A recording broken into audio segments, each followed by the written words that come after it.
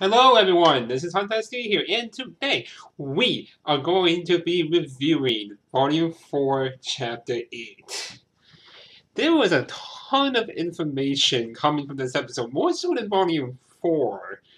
Volume 4, Chapter 4, you know what I mean. This is probably better than that, with a lot of information given to Team Ranger, a lot of from us that we didn't know, like about the creation of humanity. Like, there was an older brother that was light, younger brother that was dark. The younger brother, the older brother created like human, like life, like animals probably as well, like flowers, grass, everything that involves one life, and tries to predict that. But the younger brother is more going towards the dark, and that's how the creatures of Grimm actually came to be.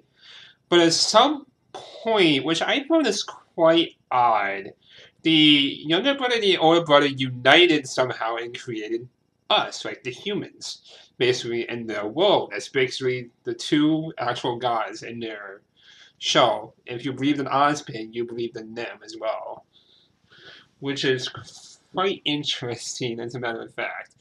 And we gotta learn more a little bit about Team Ranger, like introduction to the maidens in Salem and everything else. Everyone's still trying to get it like all in because this is so much information at once to them. And then I believe it was later on in the episode we actually get to learn Crow's semblance, which is quite interesting as a matter of fact. Because apparently his semblance leads misfortune, which is something that is unheard of. Like there's more like bad luck semblances as well. So is it possible that there are good luck semblances? I say yes.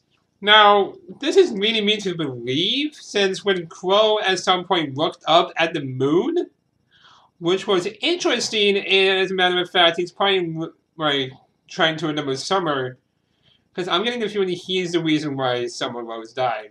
Okay, here's a picture that I have that I can try to explain to you.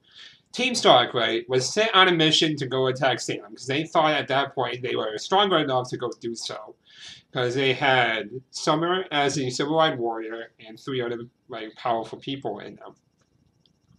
So they go to Salem's castle, they go fight, and then at some point during the fight, Crow's semblance started to kick in, and at that point, Summer probably died.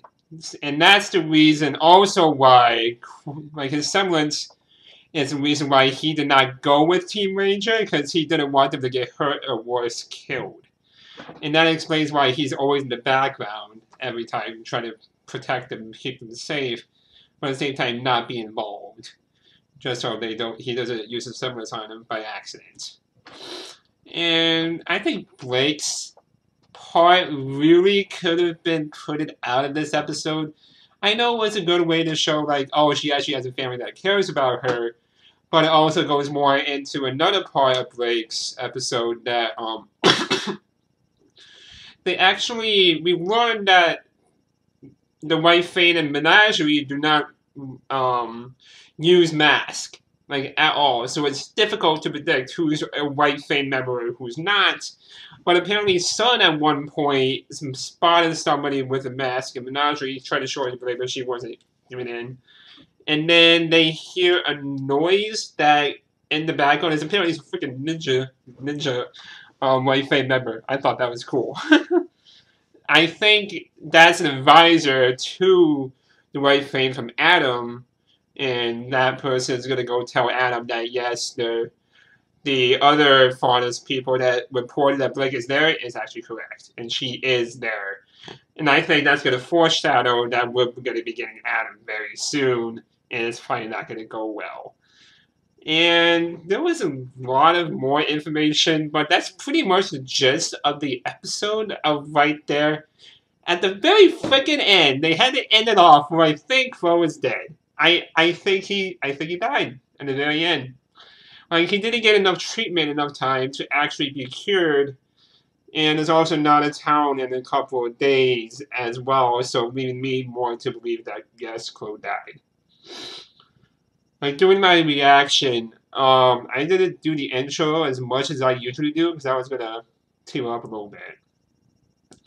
Because I like Crow. I like him as a character. And, if you actually look into the Volume 4 intro a lot more and with the lyrics, it makes sense after watching it. Like, just go watch the intro again. Pause this review, go watch the intro again, and really listen to the lyrics after watching Chapter 8. Because it actually makes a lot of sense now. Especially with the part with Salem's crew and you hear those lyrics, it makes sense, like, what's going to happen next. Includes with Quill possibly being gone, Raven possibly coming in, like taking his place with Team Ranger, getting them to Haven Academy, which I hope doesn't happen in this season. I want them being at Haven Academy in Volume 5. Because, yeah, that'll be a little bit too short, because they're not even in Mistral yet, if I remember. They're still in Vale.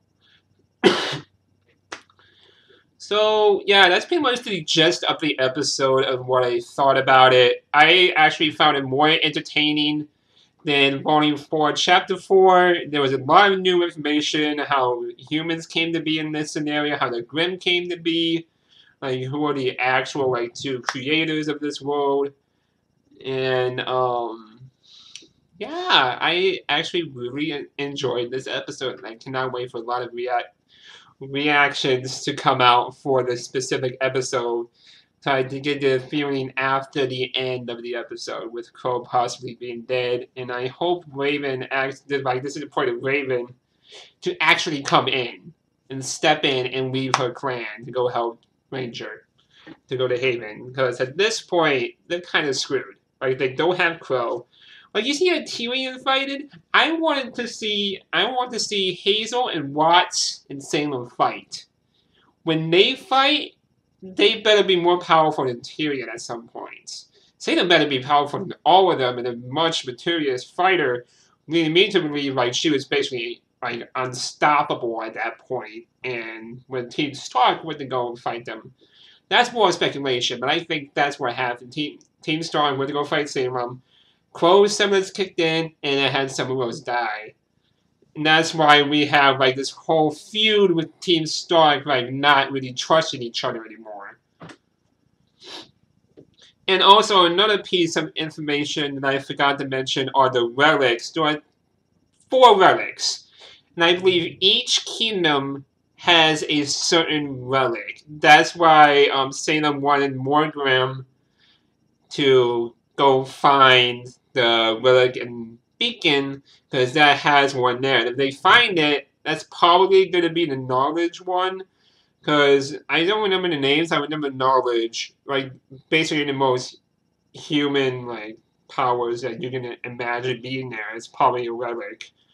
Now, what do the relics look like? We don't know, but we know what they are now, and we understand that Salem needs to be kept away from them. Because if she gets them, it's probably game over.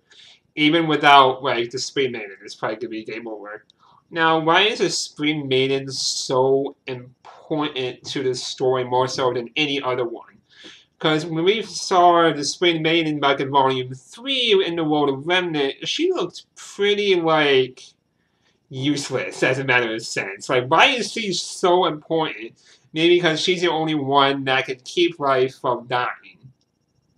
That's possible as well. And where is the Spring Maiden? Raven probably has her somewhere.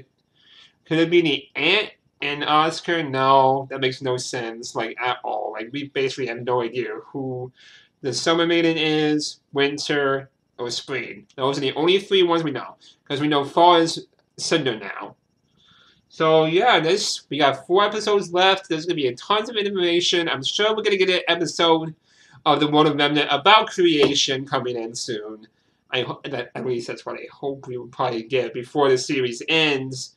And yeah, guys, it's actually been a fun ride for Volume 4. So, yeah, this has been Hunt Dusty here, and I'll see you all next time. Bye.